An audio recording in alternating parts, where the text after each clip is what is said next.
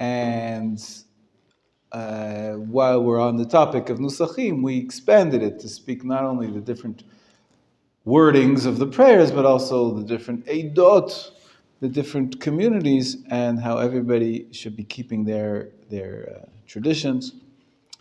But the question we're up to is in chapter 6, section 3.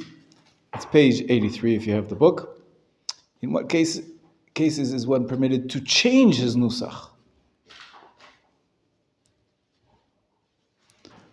We said that all the nusachim are acceptable.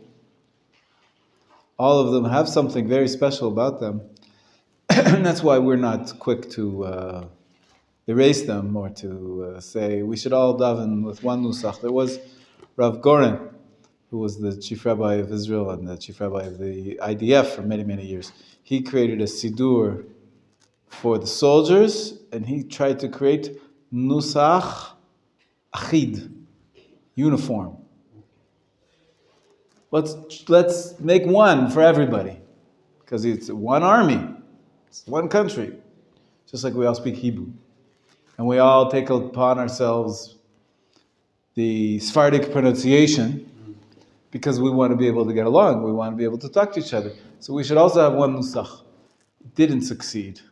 Most rabbis were against it, and they said Sephardi people should have their siddur, and the Ashkenazi people should have their siddur.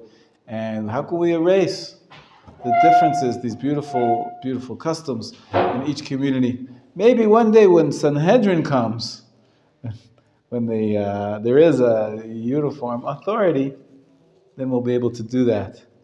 But in the meantime, what do we do? So everybody keeps their own prayers. I mentioned to you that sometimes you don't have enough in a small community to have a separate shul that's Sephardi, a separate shul is Ashkenazi. Maybe you don't want to have a separate shul Sephardi because you want to have a community togetherness. So then you try to manage. I mentioned that I created a machzor that combined the two nusachim for the sake of two tefillot out of the year. Yom Kippur Nidrei and Ne'ilah on Yom Kippur. But other than that, one prayer you do this way, one prayer you do that way. Many communities, it depends on who the chazan is. The chazan gets to decide if he's going to be Sephardi or Ashkenazi. There's different ways of managing. But let's say you have your tradition, but then you move into a community which is the opposite. Maybe you come from Holland, and you're davening Ashkenaz. And then you move to Machon Meir. Machon Meir, they daven Nusach Sfard. What do? It's confusing. Baruch Shamar before Hodu, Baruch Shamar after Hodu. It's a little bit longer here, a little bit shorter there. What do you do? So let's take a look. Page 83, that's chapter 6, section 3. Okay, Eita, I wanted to read first. In what case is one permitted to change his nusach? As we have learned, one must maintain his family minhag. The Chachamim based this statement on the verse Al Pi Tosh Torat Imecha, meaning do not abandon your mother's teaching. Proverbs 1 verse 8. However, this custom is no more important than other laws, and therefore it is often superseded.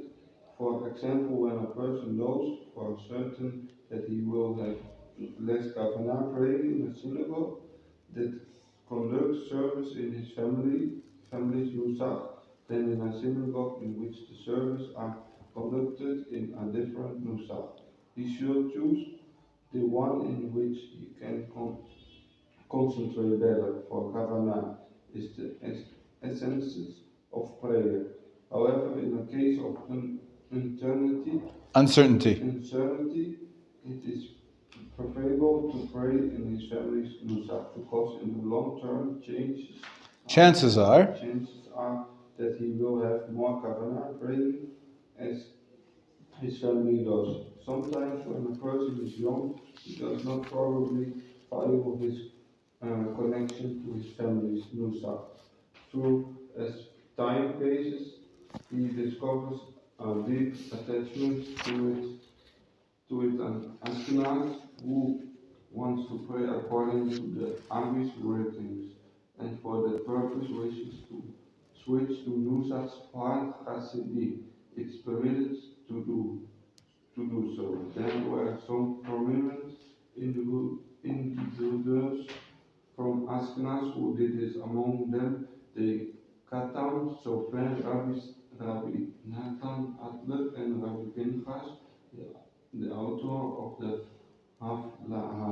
Nevertheless, their families and students continued to pray in Nusach Ashkenaz, for they understood that only specific individual who wants to pray according to the Kavanot Ha'ari is permitted to change his Nusach.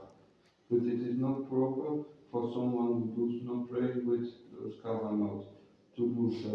However, the leaders of the Hasidic movement encouraged all their followers to switch from Nusach Ashkenaz to Nusach Sfard Hasidim, despite the fact that most of them were not familiar with the Ari's Kavanot. Indeed, prominent rabbis have vehemently, is very strongly disagreed with them. Wondering how they could have changed their minhag. With the eminent leaders of the Hasidim movement, who were also illustrious world figures, decided to change their custom and surely had honorable reasons. No way days, no one objects to the practice. Right, so we said how everybody essentially, if I may summarize, everybody should keep to their family's community nusach, the way they pray. And if you're convinced that your kavanah is going to be better, Rav Melamed says that's good enough to change, but usually you have to take the long view and see that probably you'll learn to have kavanah with your nusach too. Stay with your family's nusach. We have in history a major change where a whole group of people, as we said here on the board yesterday, the Hasidim decided to switch from Nusach Ashkenaz to Nusach Sfard for everybody, because Sfard essentially was an incorporation of the Kavanot of the Ari. The Ari took some words from the Sephardi rite, and he wrote Kavanot. Kavanot are special intentions, thoughts that you're supposed to think in a certain order, in a certain progression, in the words of the prayer, in the words of the names of of God, the different sections of the prayer, and he wrote out a whole system. So the Hasidim decided to take upon themselves the system of the Ari for everybody. There were some individuals who felt they were Ashkenazi, but they wanted to do the Kavanot of the Ari, and so they did that as individuals. When the Hasidim came, they did it en masse. All of the communities that became Hasidic communities, they decided to daven Nusach Sfard, and that's what we do here in the yeshiva. Nusach Sfard, it's very common. The Poland and the Polish Jewry who came to Israel very strong, and at least in these many the Tilumi communities, they daven Nusach Sfard. It's become accepted. So even though we're Ashkenazim, there's many Ashkenazim who daven the version of Ashkenazi called Nusach Sfard. It's just two versions of Nusach Sfard. They're both considered to be kosher Ashkenazi customs. So I many times have switched, me personally, because my father also many times personally switched. We are in a generation of transition. My father was born in Poland, in Krakow, and into a Hasidic family. So probably his entire family davened Nusach Sfard, like all the Hasidim did. However, when he was 5 years old, Hitler came to power and invaded Poland and killed all of his family, except for his father and his siblings escaped to Russia. And during the war, they were in Russia and then Uzbekistan during the latter part of the war. And he never really got to, he was 5 years old, never really got to study in yeshiva. He never really got taught properly. His father died during the war at a young age. And so he didn't have a father to teach him really. And he didn't have proper training. After the war, after 5 years, 6 years of the war, they went back to try to find, make a new life for themselves. And they went back to Poland. And he was sent with a lot of the Polish refugee children who survived, whoever survived. 1.5 million children were killed by the Nazis. But my father survived, Baruch Hashem. And after the war, so you figure if he was 5, so then I was 10 years old, he was sent with many of these refugee children to France. They created a yeshiva in France in a place called, there's still a yeshiva there today. It was started by the people who escaped the Holocaust, yeshiva students from Lithuania, from the Meir. You know the Meir yeshiva here in Jerusalem? It came from, there was a town in Lithuania called Meir, and one of the biggest yeshiva. And they escaped, most of them escaped to Japan during the wartime. After the wartime, they came back to civilization, to the Western world, and a number of the great rabbis from Meir, they started a yeshiva, a small yeshiva for young children in, what's the name of the town? It's called,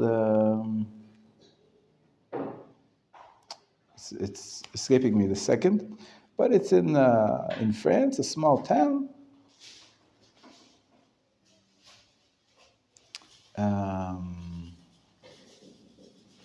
I forget the name right now. Anyways, so he was taught, by who was he taught? Even though he was a Hasidic child from Poland, he was taught by the Meir, the yeshiva students from Meir and the rabbis from Meir, who were Lithuanians. Who bought him his tefillin? He was an orphan. His father was dead.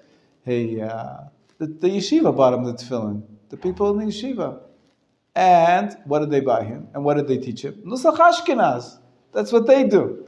So he grew up, when he learned in yeshiva, when he got the little bit of training that he got, it was by the Ashkenazim who davened Nusach Ashkenaz. And the tefillin he wore was Nusach Ashkenaz, even though his entire family was a Hasidic family. He should have been doing Nusach Sfard. And then he moved eventually to Canada, and the synagogue in which he davened was also Nusach Ashkenaz. So he continued to do Nusach Ashkenaz. It's fascinating. But I'm fine, thank you. I have it's just a telling story of the Jewish people in our generation. So he's a Hasidic family, and so his mother, who survived the war, there's a custom that you buy tefillin for your grandchildren. It's not an obligation, but it's an expensive item, and it's a nice gift. And so his grandmother bought tefillin. His mother bought tefillin for my 2 brothers. And of course, she's a Hasidic Jew. She survived the war, and so she bought them tefillin that were according to the Nusach Sfard, the Hasidic tradition. They wrap outwards because she bought them. That's what we do. My father was wearing tefillin where you wrap inwards because he was taught by the Lithuanians because of the war. And then what happened, unfortunately, before my bar mitzvah, my grandmother died. She was old already, blessed memory. And so who bought me my tefillin? My father. My father bought me tefillin like his own. Ashkenaz. So my 2 brothers have Sfard tefillin and I have Ashkenaz tefillin. So at some point when my son actually became bar mitzvah, now what happened over the years? My father left Canada and he made Aliyah. He came to Israel.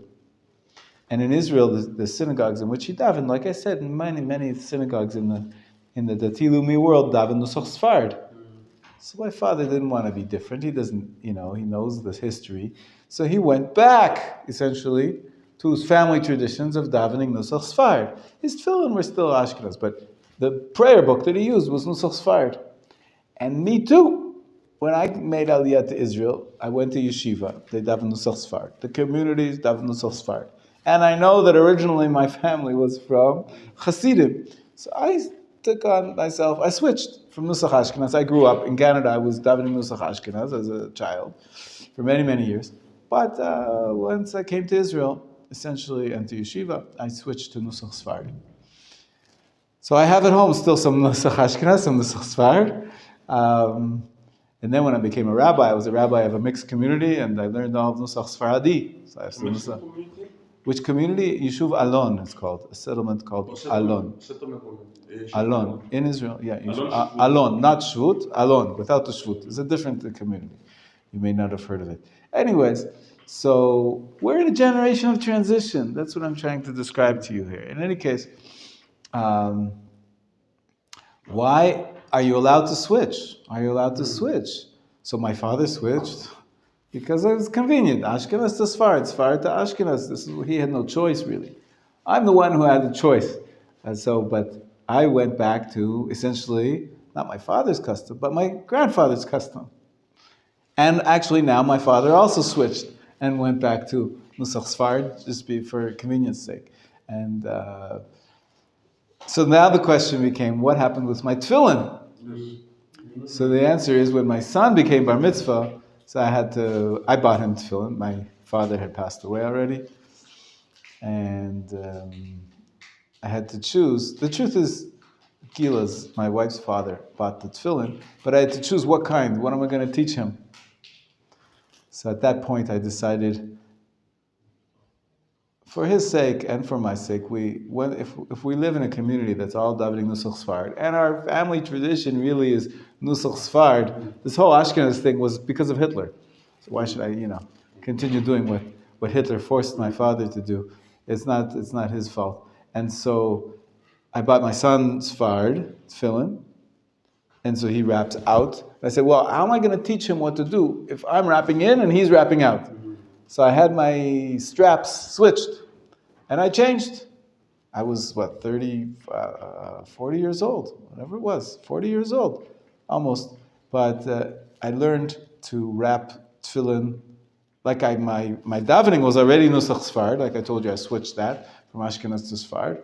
And now my tefillin, I'm wrapping like Nusach Sfard also, and it's not such a big difference. You could learn to. So when my son was bar mitzvah, now he's 24, he was 13, so it's, 11 years ago, I switched from wrapping the tefillin in like I was from my bar mitzvah to wrapping out like this Nusach Sfard, like the Hasidim do. And so you can see, sometimes it's appropriate to change. There are other considerations. It's not like, if I'm moving from Ashkenaz to Sfard, it's become so common, so accepted, because there's such a big group of Hasidim which did it, that it's not as severe as you're leaving your family's tradition. Essentially, Sfard is a form of Ashkenaz. It's just a few changes, and once the Hasidim did it, it's considered acceptable, and so that you can do. If I were to change to Sfaradi, that would be a bigger deal. That would be more of a change. But also that, you might want to change at some point, and the question is, if you're allowed to, you choose a shul. You choose a shul which is convenient for you, but it's the wrong nusach. So what do you do? So you should really choose one which will be the best is the kavanah. We talked about prayers. The most important thing is kavanah. Same thing with choosing a shul. If one shul means you're going to be learning more Torah because they have shiurim, or you're going to be happy to go because you have friends, or there's many, many considerations. Whatever will push you further in your avodat Hashem, that is a bigger consideration than changing the nusach or changing your style. Okay, let's move ahead. I want to skip. Rabbi, Yes, please. Let's say from Ashkenazim want to change to Sephardim. Yes. So If there's a very, very good reason, yes. need to go to the rabbi or no need? It's a good question.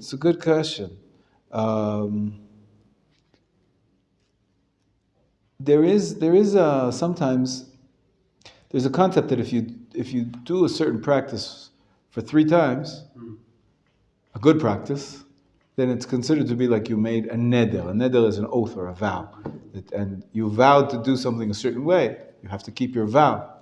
And so if you take upon yourself a certain practice and you've done it 3 times in a row, then it's almost like you have to keep doing it. Some people consider this, if you've been practicing this way for so many years and you want to switch it, you have to sort of annul the vow. Annulling vows there is a process for it. We should be familiar with it from Yom Kippur. That's right, Yom Kippur, and also before Rosh Hashanah. Before Rosh Hashanah, there's a process called Hatarat Nedarim. So some people say you have to go in front of 3 rabbis and officially annul the vow. I don't know if the switch between Ashkenaz and Sfarad is such a major difference, and even a switch to the Sephardi traditions. I don't think that the wording is worthy of an entire making such a process of annulment of vows. It could be if you choose to practice halacha differently, then you might to eat kidniyot after not eating kidniyot. Or that's the classic example of the difference between Sephardim and Ashkenazi. But there are many other examples in terms of Hilchot Shabbat here and the Hilchot Nida there. There are differences, and it could be that you would be required to do an official annulment of vows. Each particular case is a little bit different. Okay? I want to skip over to section 5 now. Let's say you're not switching your custom forever, like I was describing. People change their personal customs. You have your personal custom, you decided you're Sfaradi, and that's what you connect to, and that's the community that you go to. But, let's say for a certain period, you're in yeshiva, in Machon Meir, and they daven Nusach Sfarad. What do? So you're Sfaradi, you're not changing, but you're in a community that's different. So that's section 5. Okay, Steve, will you read for us section 5? Some Pesukim say that when a person who is accustomed to one Nusa go to pray in a minyan held in a different Nusa, he must pray accordingly to the Nusa of the minyan he is attending. Because the individuals must follow the majority, he practices according to his own minhag in front of the people of the congregation. It constitutes a transgression of the prohibition lo tigo they do, fragmenting the nation into divergent groups.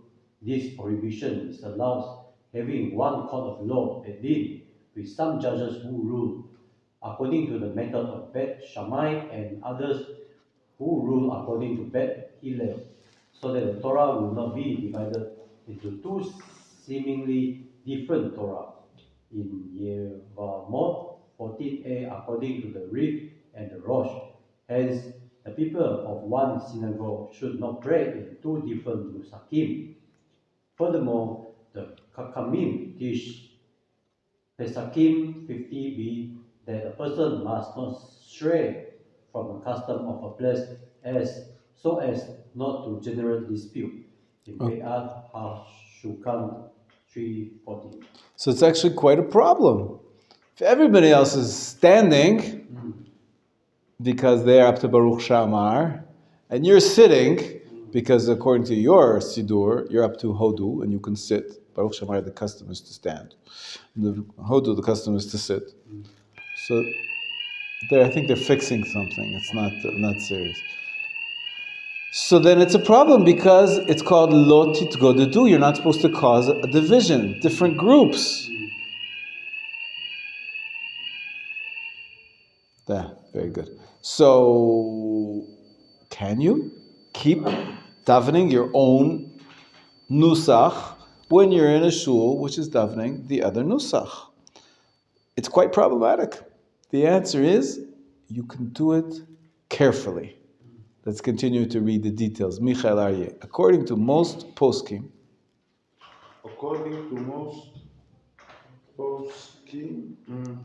one is permitted to pray in his family's nusach. Those parts of the prayer shapes are recited silently. Since the differences are not noticeable, there is no fear of dispute, nor is there any transgression of the prohibition. titgodedu. However, prayers recited out loud should be prayed in the nusach of the minyan, so as not to create controversy and disparity among the members of the congregation. Okay, so that's the simple guideline. Very simple guideline. When you're praying the silent prayers, do it in your own nusach. But the things which are said out loud together with the community, say that together with the community, so as not to make it obvious that you're doing something different. So you have to do, you can keep your own siddur, but be careful not to show externally that you're doing something different. Okay? One who must regularly pray in a minyan. This is interesting. This is what I was talking about yesterday. Just before, I said my father moved, and I moved from one community to another community. Can you change? So go ahead. One who must regularly pray in a minyan. One who must regularly pray in a minyan conducted in a different nusach. For example, because he moved to a place in which only minyan pray in a different nusach, or because he prayed in a minyan that will strengthen his religiosity, is permitted to decide whether to pray in his nusach or adhere to his own family custom, reciting the part said aloud like the congregation. So he leaves it up to choice. He says you can choose if you want to totally move over to that congregation's custom, then you can. This is what I always tell the people that are converting, that it's a catch-22. Catch-22. What's the catch-22? That the best advice is to take on the customs of your community so that you'll be able to pray together with everybody. The problem is, many times when you convert, you're not yet in a community. That a long-term community. You may be only in yeshiva, and that's a temporary community. When you get married, you'll move somewhere else, or so it's very hard to know for the future what's going to be. So sometimes you do. It's best if you convert within a community, and then naturally you're taking on whatever the community does. So you'll be davening in that nusach. Sometimes we don't have that easy way, and you sort of have to guess and hope that you say, okay, I know I'm Sephardi, I want to become Sephardi, I connect to that language, that's fine. If you're going to move to a small town when the only shul is Ashkenazi and you're going to be the only one who's Sephardi, why put yourself through that? And there is an option here that you can change. There is an option you can change if it's going to be better for your community. Because I can imagine, like maybe you're going to live somewhere in a place, but maybe after 1 year you move, and then you come in maybe a Sephardi. Exactly. So then exactly. You can, right. Can change. Yeah, it's best not to jump back and forth, right? It's only if, let's say, you buy a house there, right? You can always move, but chances are, if you buy a house, you're investing for the long term to stay in that community, right? A house that you want to live in, not for investment, right? And if you're just renting, so then you could see, okay, if I like it, I'll stay. If not, I won't. So then you stay with your own nusach until you make a decision.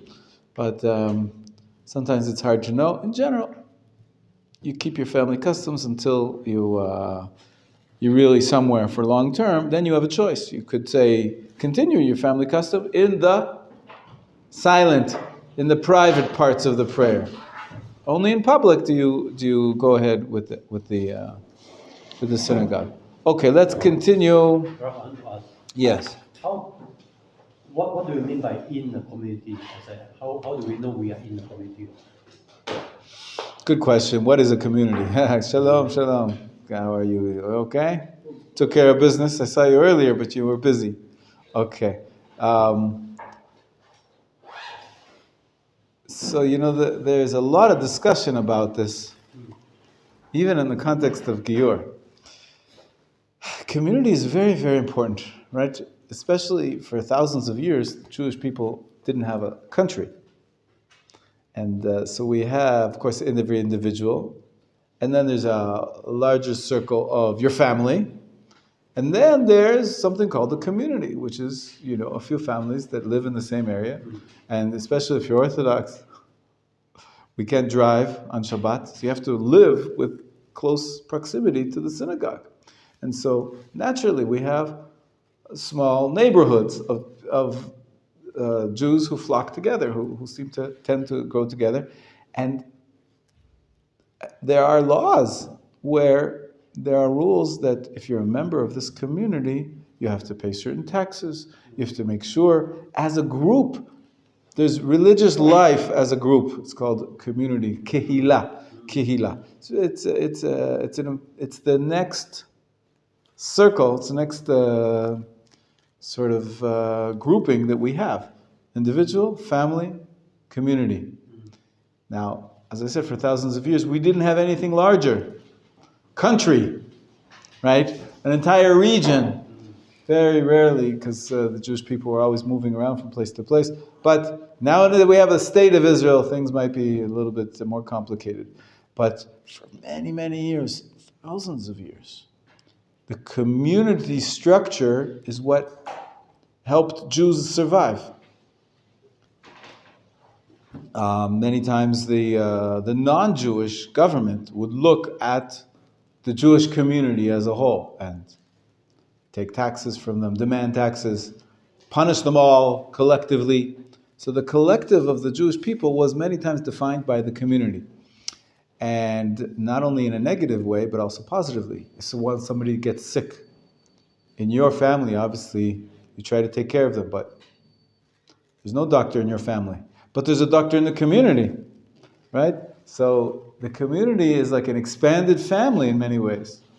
And to this day, in Israel, and there are a few places where that feeling that the community is an expanded family exists, but in Chutz La'aretz, outside the land of Israel, it's very strong until today.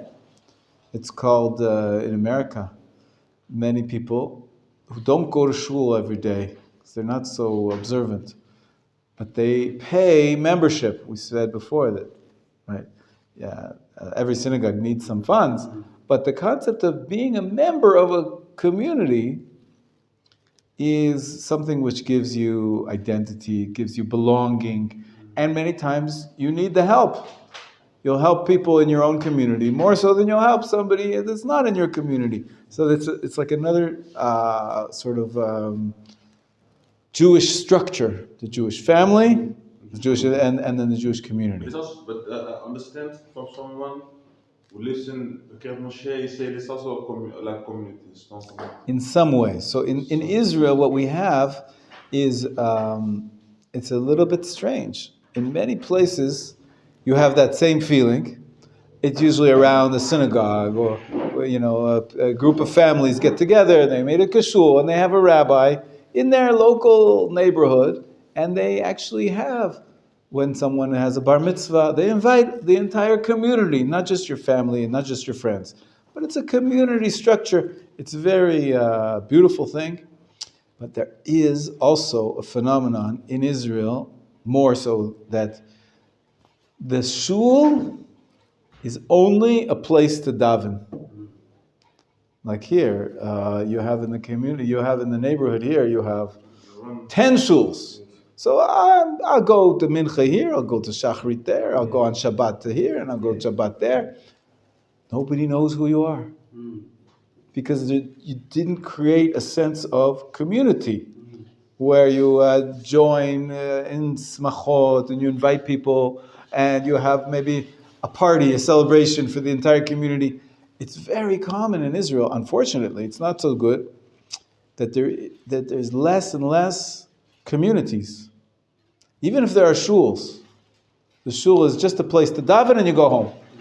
You go, you create a minyan. You have to have a minyan for your religious services, but it doesn't have the entire communal aspect of caring for each other, knowing of each other, what's going on, and if somebody's not there one day, if you're in a community, they'll ask, "Oh, what happened? Maybe he got sick. Maybe he needs help." Right? But if you're not in a community, you're not there one day. Nobody notices. Nobody even cares. But it's not everywhere. like this. Exactly. There's some places in that are better communities, some that are worse, and there's some that are not community. It's just a shul. It's just a place to daven, and it's not a community whatsoever. It's so important to have this community. Yeah, So exactly. I You saw feel it on your. It's so beautiful. Nice. Because I'm now in Jerusalem, so much time they give me messages. We miss you when you come again.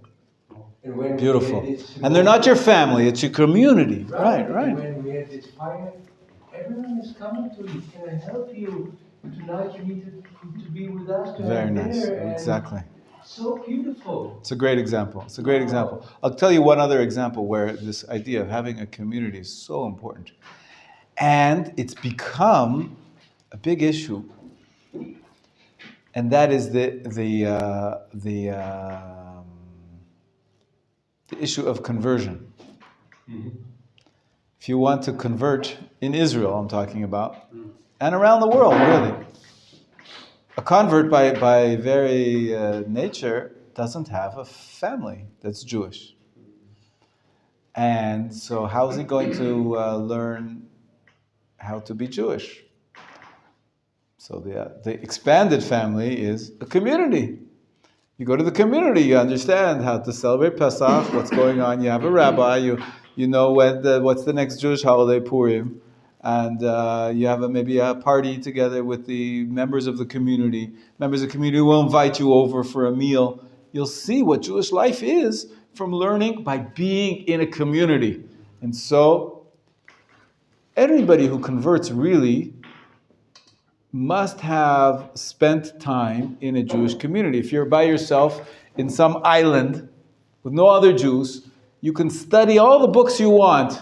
You can know the Kitzur Shulchan Aruch Av Bahart. You won't really know how Judaism is practiced until you're in a community. And so, in many countries around the world, they force you to move. If you want to convert, you have to move into the community, close to the community, so that you can be part of the community. If you're far away, long distance, you can't convert. Now, here in Israel, also, if you're coming from outside of Israel, they won't accept you for conversion unless you've been in a community for a certain amount of time. Otherwise, you're not even accepted to begin to study for conversion. And also people who are already Israeli, so the country has an interest in converting people who are already Israeli, because they're not halachically Jewish. And so they really should be joining a community. Well, now they have courses. You go twice a week to study, and they try to get you a family to host you, a host family, for a meal here, a meal there. It's not developed enough. And what I noticed, after many, many years teaching converts, is that there's no program for after conversion. You're not naturally, the way these courses work, you're not naturally becoming part of a community. Even if you go once or twice for someone's house for a meal, a host family, that doesn't mean you're joining a community. And so you come out of the mikvah, you're Jewish, but you don't have a community. Where you live, there's not a Jewish shul that you regularly frequent.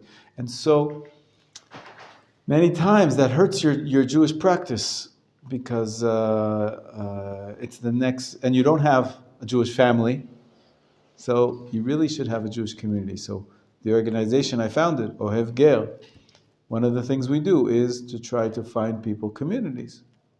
If they are converts and they don't have one, so we try to find them connections to the local community or wherever they happen to live. It's a very, very important aspect of becoming Jewish, is that you join not only a synagogue where you pray, but a place which is a community that has functions, communal functions, that has this attitude, the attitude of a group that cares for each other beyond just, I need a 10th person for the minyan, and so I recognize your existence. Somebody who knows who you are and what's going on, and we try to help each other and celebrate with each other, and also in times of sadness, right? If somebody's parent dies, They're supposed to have a minyan in the house. Who's going to come? The people of the community. They know that this person needs to say Kaddish. So they get the people together. So there are many different aspects of community. So it's a very good question, especially for Gary, especially for converts. You have to make sure that you're part of a community because you don't necessarily have a family that's keeping the traditions. We also have entire families that convert, which is nice. So you have a convert who does have a family, but still, you still need, Eitan's family, Amos's family, and Bezrat Hashem, the Chen family. We'll see. But still, you learn so much from being with others in a community that you help them, they help you. It's a beautiful thing. So, anyways, when it comes to having customs, that's what we've been talking about. Is the customs of the community that you join. You should be joining a community. Okay? We talked about when you're in a shul, which is not your nusach, so you can then learn the basic rule how to manage is that the silent parts you could. Because we live in an era of mingling, of ingathering of the exiles, it's very, very common that in one shul, you'll have people praying Nusach Ashkenaz, and Nusach Sfard, and Nusach Sfaradi, and Nusach Teimani, and many different, and even our communities are much less formal. We spoke about it yesterday, that we don't have the formality we spoke about in terms of honoring, right? Honoring each other, and we talked about honoring prayer by wearing formal dress. We're a very casual society in general. And so our shuls are also much more casual. And so many shuls, even though everybody else is standing and you're sitting, it's not so rare. Because people are aware, you're davening Nusach Sfard and you're davening Nusach Ashkenaz, and that's why he's sitting and not standing. It's not as offensive as it used to be. But there are still some synagogues which everybody is very particular, very formal. There, you have to be more careful not to stand out and not to separate off from the community. It's actually a prohibition in the Torah. Lo titgodedu. You're not allowed to make different groups in the same synagogue. And so many places like the Shtiblach, which we daven in, it's quite common that you'll have people some people come late. In a formal society, if you come late, you don't come in. When you go to the opera, when you go to the concerts and the symphony, if you're 2 minutes late, the door's locked, that's it. You can't enter in the middle. But in the synagogues that we have people coming late, people coming in and out, and everybody's at a different place in their prayers. He's saying Psukei Zimra when they're saying Tachanun, and they're saying Tachanun, and he's saying Hallel, and everybody's doing their own thing. In those communities, it's not great, but it is what it is. And so therefore, you're davening your own nusach. You're not really harming anything. You're not changing. You're not standing out and separating off from the community because the community is so lax, it's so casual, so that you don't really have to worry about that too much. It's quite common. As a matter of fact, Chabad Hasidim, they do whatever they do. They really have their own schedule many times. They don't daven at the same time as the shul that they're in. And they stick with their nusach from start to finish. They don't pay too much attention to what everybody else is doing. You do your own thing. And that's true. In general, you can do your own thing. It's good to have some sensitivity. There's laws about the sensitivity. For example, if everybody else is saying Shema Yisrael, you have to cover your hand and say Shema Yisrael. Even though you're going to say it later when you get to it in your Siddur. Because it looks bad. If everybody else is saying Shema Yisrael and you don't say it, it looks like you're not believing in Hashem. Or, of course, we know that if everybody else is standing up for the Kedusha and you're sitting down and doing something else, it looks like you're not part of it. That's extreme. But so those are laws that you have to answer to the communal parts of the prayer. But other than that, like when we have this moment, we put out the Torah at the Aron. You need to stand up when the Aron is. If everybody else, it's the custom is that we stand, so you should stand as well. Exactly. So embarrassing when you don't do it. Oh yeah, okay, yeah. It depends on the community. Depends on the which shul. Some shuls, as I said, are more formal or less formal. So, depends, in the cities are a little bit sometimes more mixed, but it depends. There's many different kinds. Okay, let's go on.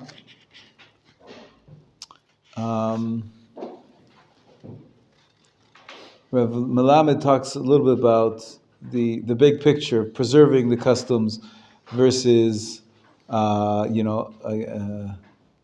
doing something together. And section 7 that relates to the story I was telling you about my father, right? He is a member of one ethnic group, but he became accustomed to praying in a different nusach. And so you can see at the top of page 89, that's what I did. The son prefers, he can, at the top of page 89, it has, there's different ways in which you go. That's exactly my case. A similar dilemma. You see on the top of page 89, at the end, in the middle of section 7, arose among members of Hasidic families who learned in Lithuanian yeshivot. That's exactly my story, right? Became accustomed to praying in Nusach Ashkenaz. When they left the yeshiva, they deliberated whether to continue praying Nusach Ashkenaz as they were taught in yeshiva, or return to praying Nusach Sfard, Hasidi, the minhag of their parents. And there were different opinions. There were different opinions between the rabbis. And then the bottom line is, in practice, since there are different opinions, the person posing the question may choose how to practice. Best to consult with one's rabbi on this manner. Now there's a question which is very, very disturbing to many people who are choosing their nusach, and that is the pronunciation. Take a look on page 89 at the bottom on section 8. A similar question arose Ashkenazi immigrants from the Dati Leumi community. Approximately 3 generations ago, with the beginning of the gathering of the exiles, a need was felt to consolidate the diaspora communities and to restore the Jewish nation to its Hebrew language. For unification purposes, the Sephardic pronunciation was chosen. I spoke about this yesterday, right? That in Israel, everybody speaks with the Sephardic pronunciation. But I'm an Ashkenazi Jew. Even though Maran Rav Kook Zatzal and many other poskim are of the opinion that each ethnic group must preserve its own accent in prayer, in actuality, since the spoken Hebrew and the Hebrew learned in schools were in the Sephardic pronunciation, the Sephardic accent became embedded in the prayer services too. Indeed, many leaders of the national religious educational institutions, acting in accordance with the rulings of a few rabbis, instructed their Ashkenazic students to pray with Sephardic pronunciation. There are some rabbis who spoke strongly against this. The Ashkenazim would change their accent. Some taught that even people who find it difficult to pronounce all the prayers in the Ashkenazic pronunciation should at the very least pronounce Hashem's name in that manner, because the pronunciation of Hashem's name in the Ashkenazic accent has greater grammatical advantages. As you can see, he quotes the Chazon Ish, very big, heavyweight poskim. And I think there are some people, I know some people, who say all of their prayers with the regular Sephardic pronunciation like modern Hebrew, except for the names of God. Instead of saying, they're Ashkenazi. You have to preserve the Ashkenazi pronunciation, at least when you say God's name. However, also the name of the Torah, it's say Torah. Right. So some people, they pray in Ashkenazi pronunciation, and then they go about their business in the street. They use the Sephardic pronunciation. For the entire prayer service, they pronounce Ashkenazi. So there's many different things. In practice, most rabbis do not encourage their students to change their pronunciation. Since the Sephardic accent is just as acceptable as Ashkenazic, and everyone's used to it, there's no obligation to return to one's original accent. Moreover, in the effort to change one's pronunciation, if the effort to change one's pronunciation will disrupt his kavanah, it's preferable not to change it. it is best that one who already prays at a Sephardic accent also say Hashem's name that way, so as not to mix accents. There are even There are even those who are concerned that one who combines accents, b'diavad, does not fulfill his obligation. Therefore, it is customary to recite the whole prayer service, including Hashem's name, in the Sephardic accent. That's what I do. Even though I'm an Ashkenazi Jew, I use the Sephardic accent, the regular Israeli pronunciation it's called, and even for Hashem's name. And I think it has a benefit in that when you pray, you want to be speaking with intention. And I think speaking in your normal language of speech will enhance your intention. Because you're not just saying some kind of magical words that you don't understand, but you're saying the words that in the language you understand, in the pronunciation you understand, and it's more of a natural flow, and I think it enhances kavanah. But there are heavyweight rabbis who say this is a no-no. All the Ashkenazi Jews should be praying the entire prayer service in Ashkenazi pronunciation, or at least the names of God in Ashkenazi pronunciation. My son, for example, I believe he is careful, based on his words of the Chazon Ish, that the names of God he says in an Ashkenazi accent. Even though he wasn't brought up that way, he's brought up, in Dati Lumi circles and I don't do that. But he learned. He wants to be. You could call it Machmir, although, the other rabbis here say that you might not be Yotzei B'diavad. It's not. It's not necessarily the more strict thing to do, because you're getting into trouble either way. I don't make a big deal of it. He's trying to be a religious boy, and he's trying to do what his rabbis that he's learning with taught him to do, so it's fine, even though he's changing from what I do. Essentially, we're in a generation of transition, as I was describing before. But it's also a problem when you're coming from another country like we do, and we need to learn the Hebrew language. I prefer to read my prayers and my Siddur in the Dutch language, because then I know what I am talking about. But so it's very hard to improve my Hebrew. Right. I like to know what I'm talking about. Right. Because I need my feeling. Right. That's a separate question of praying in translation in other languages, which we spoke about in an earlier chapter. I believe we already spoke about it. We said that, of course, prayer is kosher in any language. And, of course, the ideal is to have kavanah. So if you cannot have kavanah when you pray in Hebrew, pray in another language. However, we also mentioned that there's value to praying in the original Hebrew language. There's the way the prayers were instituted by the rabbis.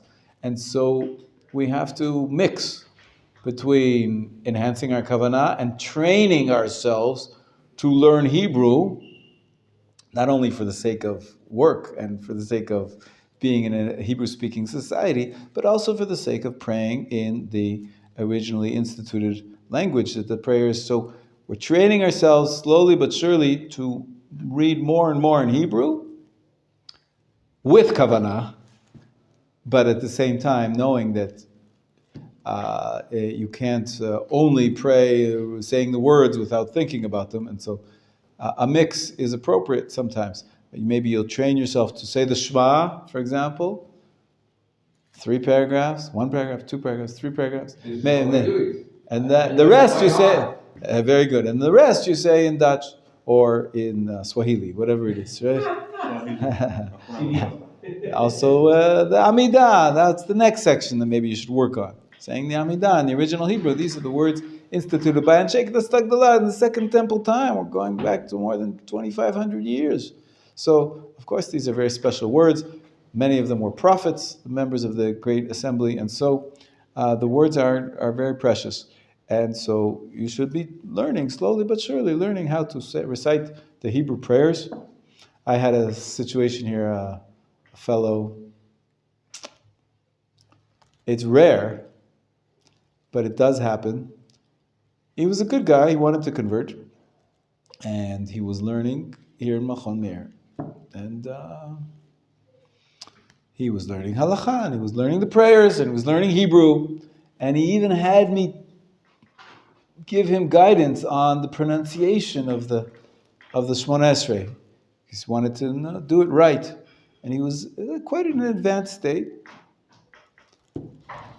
And then, I think there were family reasons or whatever reasons, he decided not to convert. Yeah, he went back to his family, I think Sweden, I can't remember where it was. And he decided that it wasn't doable for him.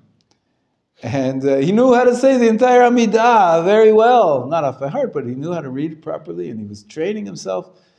But until you actually convert, until you go to the mikveh, you're not Jewish. And he knew that, and changed his mind. And I respect that. You can't be forced to convert. You should only convert if you really are wholeheartedly sure. Once you convert, then you're stuck. Then I would be upset if you to change your mind, because you'll be punished for not practicing as a Jew once you've been converted by the Beit Din and you've gone to the mikvah. You're a Jew for better or for worse, as they say. But before you actually finish the process, you have to continually choose to move ahead and finish that process. I think it's better to change your mind before you convert than afterwards, because that's a terrible sin afterwards. You'll be a Jew who's sinning. There's no going back once you convert. But it's a strange thing. He was really training himself to read Hebrew and everything. It's quite an advanced stage. But I don't know the full story, why he changed his mind. I think there was family issues, maybe. I don't know, maybe it was a former girlfriend came back. I don't know what it was. But it's interesting. When you are like a Christian, you can convert to be a Jew. But when you are a Jew, you never can convert. You will be all that's correct. You will be that's right. You might be a sinning Jew, but you'll be Jew. That's right. That's right. And they also say, if you are a Jew, all the Jews are believing. They are believers. Also, the people who doesn't believe, they just forget. Right. Once you become a Jew, you have this Jewish soul, and Jewish soul always is connected. The Pintel Yid, many times they speak about the little spark of a Jew that's always lying within you somewhere. It's like the oil in the water. To be a Jew, it's like the oil. Oh, wow. When you put the oil in the water, the oil always will come up. It's a question, Beautiful. Question of time. Beautiful. Yafeh. Okay, so with that, I think we've said enough about the different dialects and the different pronunciation and different communities and the different nusachim, the different traditions of wordings, and we're going to move ahead. We're now ready. These were all preparatory chapters. The first 6 chapters were all about getting ready to pray. We talked about mentally getting ready, physically getting ready, dressing properly, where to pray, with who to pray, and even what language to pray in and what pronunciation to pray in. Now we're going to start going through the prayers themselves. And we're going to use the usual system, which is chronology. We're going to see what a Jew does when he wakes up in the morning until he goes to sleep at night. So from the morning prayers to the evening prayers, the last chapter in the book is the bedtime Shema, and the first chapter is chapter 7, waking up in the morning. And we had some questions. Of course, we've all been practicing for a while, so we have some experience, but we're going to try to focus in on some of the details and do the best we can to answer your questions. Ready? Chapter 7. Ravid, are you up to reading for us? Great, thank you. Right. Terrific. Wake up like a lion. Wake up like a lion. We're starting the chapter. Wake up like a lion. Okay, we're ready. One should gather his strength like a lion to rise in the morning to serve his Creator and to awaken to dawn. What have you just read? It's the most beautiful statement. It's the first. Yeah, the first. No, not from Pirkei Avot. Well, it is a quote from Pirkei Avot, but Yeah, that's it. It's the Oh, there's opening of the Shulchan Aruch. Orach Chaim, that's the first section of Shulchan Aruch. Chapter 1, verse 1. This is the beginning of the Code of Jewish Law. Shulchan Aruch, the Code of Jewish Law by Rav Yosef Karo. It starts off with, one should gather his strength like a lion, to rise in the morning, to serve his Creator, and to awaken the dawn. Okay, so you're all lions? Yes. Right? I know Yisrael went to very early in the morning to the Kotel. Like a lion, he got up to go. Yes, yeah. I had a friend who once said to me, I went to the zoo and I saw the lions and they were so lazy. They just lie there all day. They don't do anything. Well, I don't understand. It says you should get up like a lion. But the lions are lazy. They're lying down. So what does it mean? They are unemployed. Yeah. What is it? So why does it say you should get up like a lion? In my experience, No. Yeah. What it says? Hashem call me every morning and good time, but I also lazy. I don't want to wake up. Very. But a guy, very good guy, he encouraged to me why for the next. He says if one people strong, the whole community will strong. It's very Good. encouraging Yeah. for me. Nice. Yeah. Right. I think that's the key. That the lion is known as the strongest of all the animals, right? The king of the animal kingdom. And if that's the point, is that a lion is not naturally. He wants to sleep. He sleeps most of the day, but when he needs to, he's strong. Yeah. So that's what it means. You should have the willpower. You should be strong to do what you want to do, even though you want to continue sleeping under the covers for another half an hour because it's cold outside. I heard once a story. Yeah. It's like a lion is like a Jew. A Jew outside Israel is like a lion in the zoo, and a Jew inside Israel is like a lion in nature. Beautiful. Wow. Nice. I think it's the same when we do the Aliyah coming to the Bimah or reading Torah. We need to take the shortest way to come in to hurry up. Right. Because why we compare with the lion? Because we are hungry to read Torah. We are hungry. When you are really hungry, you hurry up. Okay. Good. Also good. Shows your motivation, your female. Very good. Okay. The manner. Go ahead. The manner in which a person gets up in the morning indicates to a large extent his general emotional state and influence his functioning throughout the entire day. A person with a purpose in life arises filled with enthusiasm and alacrity means quickness. To face a new day. He usually wakes up early in the morning in order to accomplish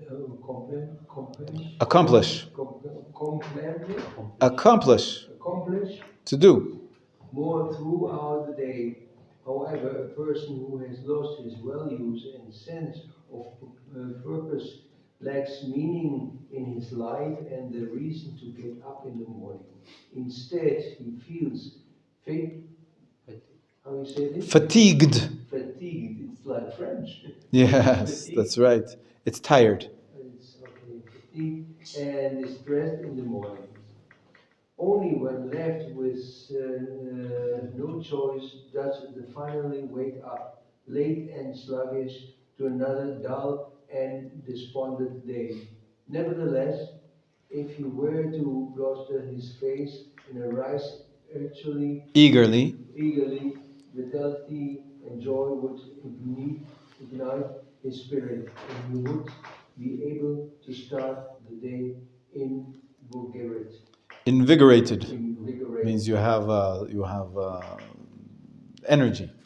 I want to tell you, since we've been studying the laws of prayer in these chapters, and we spoke about the importance of having a regular shul. So this week, it's been now day 4, and I said I need to get better at that. Thanks to this study together, I've taken upon myself now 4 days in a row, same shul, same time. Wow. This morning, I woke up with the alarm to get to the shul on time. Other days I've gotten up before my alarm, but whatever it is. And it's important. It's important to practice what you preach, right? So Bezrat Hashem, I should get strength to continue to be the 6:20 minyan. So the alarm went off at 6 a.m. Other days I got up earlier, but today I guess I was tired for whatever reason. But the alarm went off 6 a.m. Got out of bed, got to shul, Baruch Hashem, and we should continue. Many times I daven at different shuls with different timings. That's what I was saying. I didn't have such a regular schedule. I'm going to try to continue to be regular. Now that the timing has changed in terms of the sunrise, it's a little bit easier. Up until now, till we changed the clock, 6:20 was before sunrise. So I didn't want to daven there, because really you should say the prayers only after sunrise. So, at least the Amidah. Bezrat Hashem, we should all learn from what we're learning. Take it to heart. Okay? This is the reason why praying Vatikin is considered so praiseworthy, that he should be the one who awakens the dawn. That's the sentence we said at the beginning. You should awaken the dawn. That means you get up before the sunrise. Even before nature stirs and the sun rises, he gets up from sleep and sings songs of praise before God. Although it is not the widespread custom today to get up for Vatikim, as we'll see later in chapter 11, every person must at least endeavor to rush to the synagogue before the prayer service begins. Okay, don't be late. Show that you are excited and invigorated to come as soon as possible. Now, we mentioned, and somebody asked me a question the other day about Modeh Ani. Modeh Ani is not from Anshe Knesset Agdolah. It's not like the Shema, which is a pasuk in the Torah. Where does it come from? It's a beautiful little saying, little verse, but it's new, relatively new to Jewish tradition. It doesn't appear in the Talmud. That's what he says. The Achronim write, Rabbi, go ahead, page 96, the first paragraph. The Achronim write that immediately upon waking up, it is good to say Modeh Ani. By the way, I learned, you mentioned this, we learn every day here when we come together.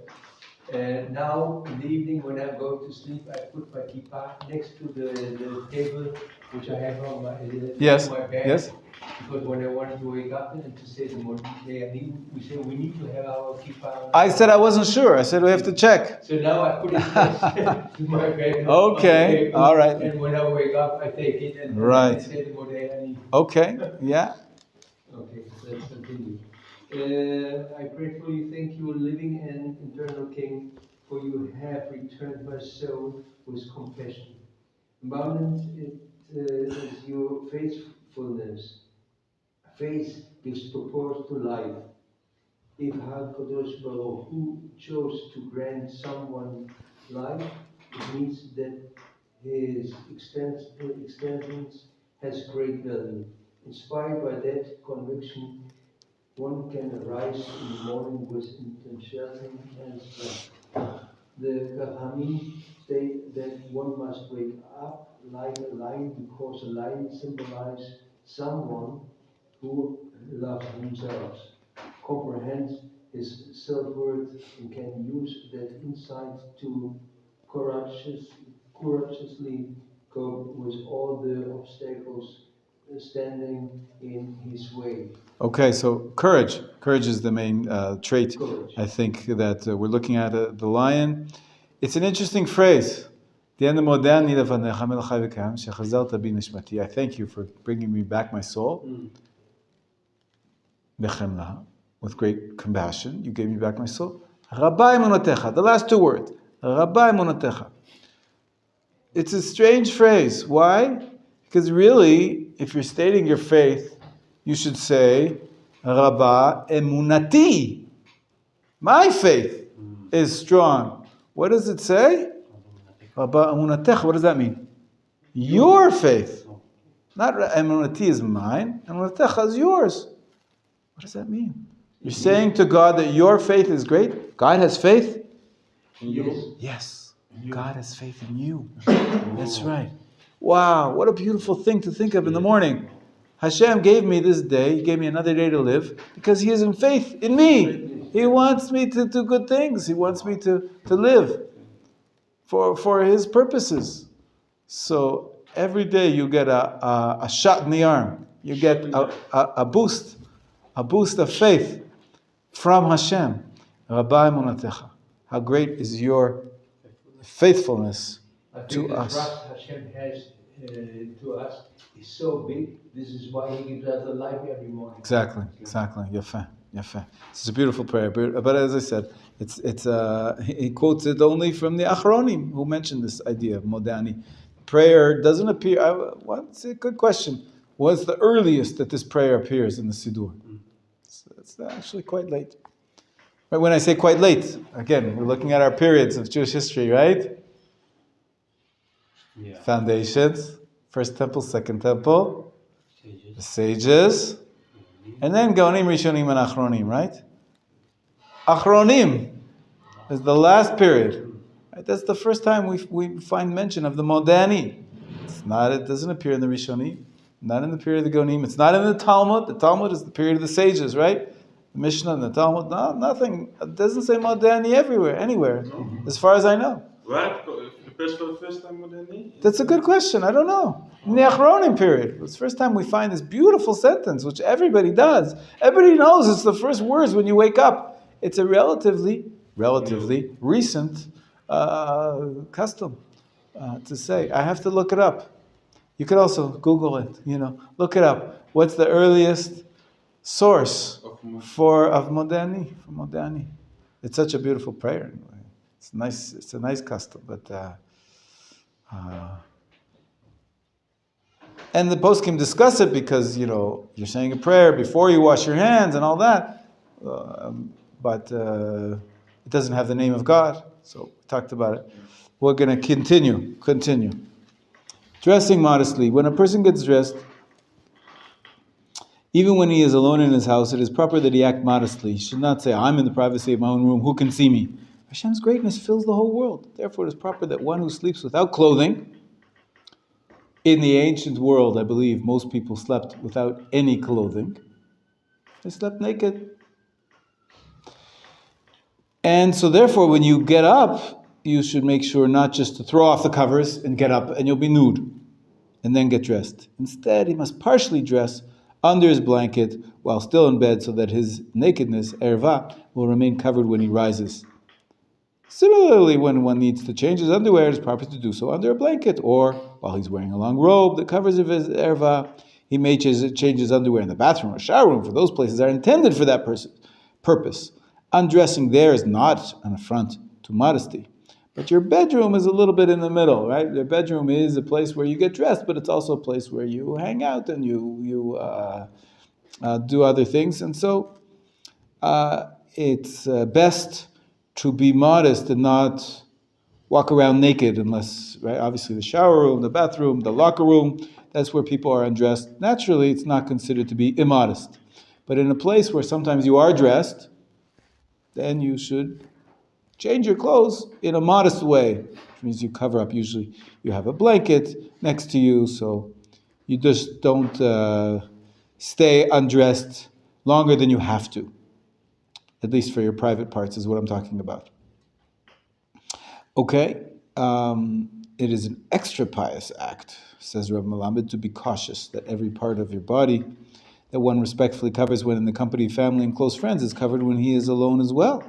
Therefore, it's an expression of piety not to be without an undershirt, even when alone in his room. A person wants to change his undershirt, he demonstrates his piety by doing so only in the bathroom. This is extra pious. Some people say you don't want to be like somebody. Obviously, if you're playing sports or if you're sweating, so then you take off your shirt. But to be without even a shirt, it's not prohibited, but it's an extra level of modesty.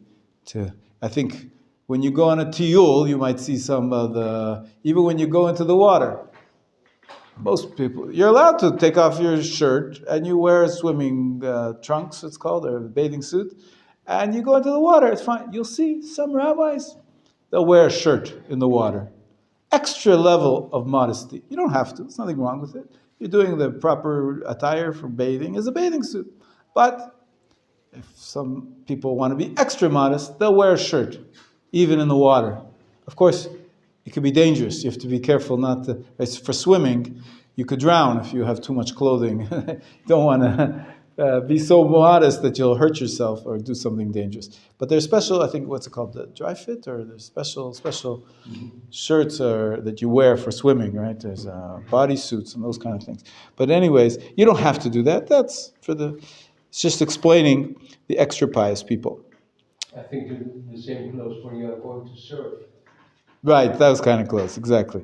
When someone suffers greatly from heat, even in accordance with the extra pious custom, he's permitted to remove his undershirt. However, it may certainly not expose his erva. You don't want to be walking around in public places naked. Talmidei Chachamim are generally more stringent. Even on hot days when they are alone in their rooms, they do not remove their undershirts nor sit in their house shirtless among their close friends and family members. This is something which is a higher level. All the circumstances mentioned above are, of course, situations where there's no real need to expose one's erva. However, when there is a necessity, such as bathing or medical purposes, one is permitted to uncover his erva. In order to slightly clarify the matter of modesty, it is necessary to initially state that in the beginning, when Adam was created, we read about it a couple weeks ago, he was pure and clean, both spiritually and physically. He did not feel a need to wear clothes. However, after the sin, he began to feel ashamed of his nudity. From then on, we all cover our bodies with clothes, especially those parts connected to the sexual drive and the disposal of waste. The bare body emphasizes in an extreme manner the physical and animalistic side of humans. Right? That's why there's nothing wrong when you're playing sports, you're doing physical activity, you're working out in the gym, you're working on your muscles, on your physical side. It makes sense. You wear less clothing. There's nothing wrong with emphasizing that part of you. But when you're in shul, or when you're even walking in the street, you should be trying to emphasize your spiritual sides. He goes on to say, however, the form of the human body, with all the details and intricacies of its organs, also contains profound and phenomenal allusions to the soul, which the wisdom of the Kabbalah discusses in great length. It is the destiny of the body to reveal and actualize all those spiritual ideas. However, following Adam's sin, man's view of the world became more external. At first glance, we see only the corporeal component, physical, of the human body, which causes us to forget its spiritual core. Therefore, it is proper to hide the parts of the body that are normally covered to better emphasize a person's inner spirituality, which is the source of his beauty, and thus allow this exalted spiritual beauty to extend over his whole body. That is what Chazal infer when they state that it is in fact modesty which preserves beauty by nourishing its eternal root. So we're not really, the body's not bad, but we want to emphasize the more elevated soul, the part of our existence which sometimes gets forgotten or gets de-emphasized if you're showing your more physical sides. And so this is the idea of modesty. We try, unless necessary, of course, to cover up the more, to de-emphasize the physical parts of ourselves and emphasize the spiritual parts of man.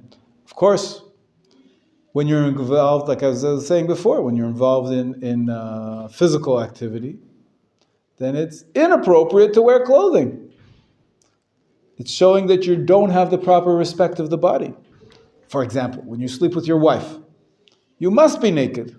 You're not allowed to have relations when you're wearing clothing, because you're not showing the importance of the physical side. That's the type of activity you're engaged in. And so when you're engaged in physical activities, you do that 100%. And when you're engaged in spiritual activities, you cover up the body. Makes sense. It's the same when we go to the mikveh. Yes. We need to undress. You have to undress for the mikveh. That's right. You have to bathe. That's right. And David. When you go to the mikveh.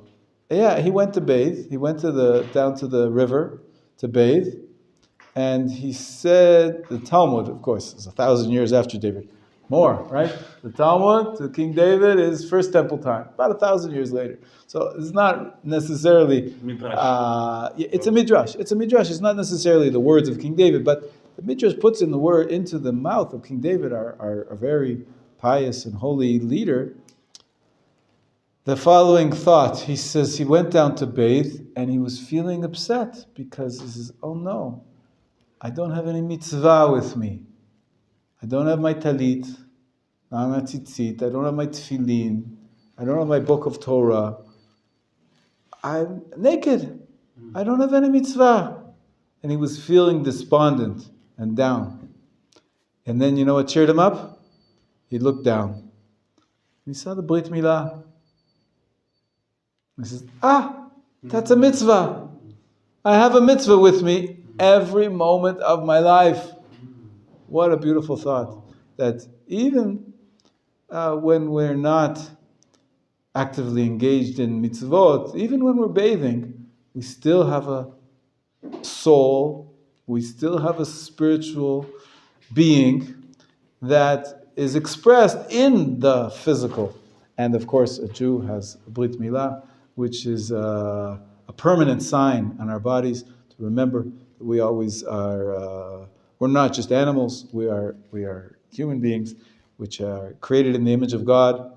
The very fact that we have arms and legs, we say this is being called created in the image of God in some way. You mentioned here the Kabbalistic system is patterned after the structure of the human body, and so there's hints to the spirituality always, even when we're in the most physical activities and the most physical situations. Okay? Now, extra pious custom. Many people have heard of this because it's actually part of the laws of dressing in the morning. When you want to start learning halakha, many times we start from the beginning. And this is the beginning of the day. So it's a very almost esoteric custom, but everybody knows about it. What am I talking about? Which shoe do you put on first? How do you tie your shoelaces? There is an extra pious custom, as he says. Okay, Ravid, it is an extra, the bottom of 97, please, number 3. Can you read, please? Yes, Ravid. Bottom of 97, yeah. The extra pious custom with regard to putting on one's clothes and shoes. It is an extra pious act to command all things with one right side, because the Torah ascribed more importance to a person's right side, as was in the temple when the sprinkling oil on the vessel, right, dancing, and big two. According to Kabbalah, right signifies grace and compassion, while left signifies judgment and law. And with our actions, we should earn grace over judgment. Therefore, those who observe the extra pious custom are strict to eat with their right hand. Additionally, for washing and applying creams, one's right side precedes his left. When washing one's entire body, a person should first wash his head and then wash his right side. It's beautiful. When I'm going under the shower, all times. All the time, first my right of Torah thoughts. There's direction about the most tiny technical details. Go ahead. You can serve Hashem with every part of life. Go ahead.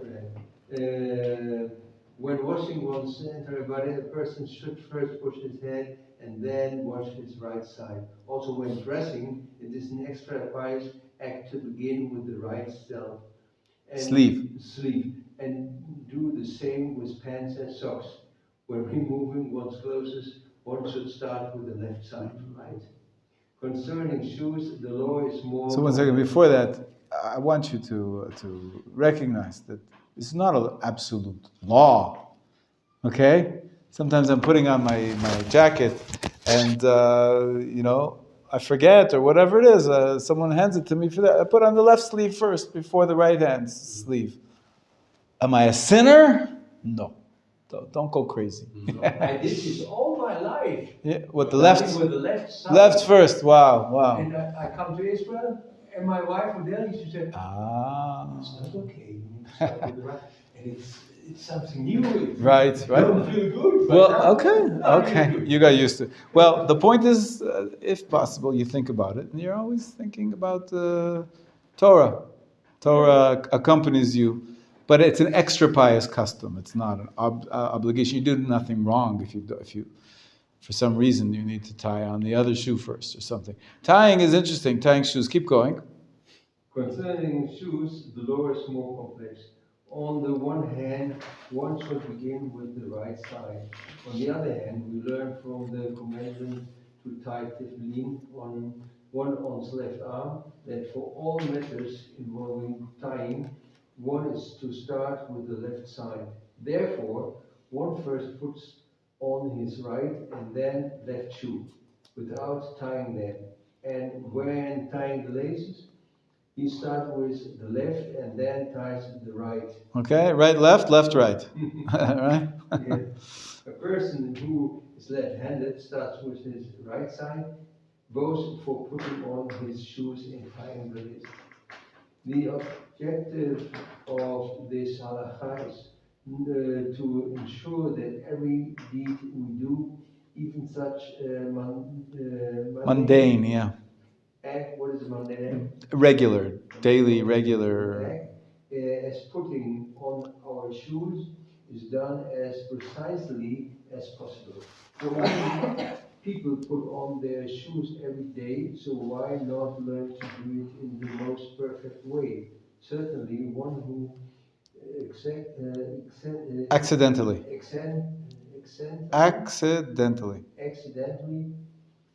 mix up the sequence the order not take off his shoes in order to put them on again in the proper order. With these halachot, Hazal teach us to attribute value to every act we perform, along with their details, thereby helping us to grasp the profundities. What are profundities? Profound means meaningful. Okay. Of the actions that make up our lives. Okay, so that was a nice short chapter 7. We're up to chapter 8. We'll continue tomorrow with chapter 8, talking about a relatively important halakha. We mentioned it before, washing the hands, because we wash our hands a number of times during the day. We have the law. It's a law that you have to wash your hands in the morning, specifically, and we're going to see that in detail, as we said earlier, we would, in chapter 8. Zlat Hashem tomorrow. Okay? A question tomorrow. It's about the hands. It's about washing the hands tomorrow. Come on time. We'll get started. And tomorrow is also Thursday. We're going to learn a new song. And we're going to review. Today we didn't review our songs of the Parshiot and the songs of the 12 tribes. But Be'ezrat Hashem tomorrow.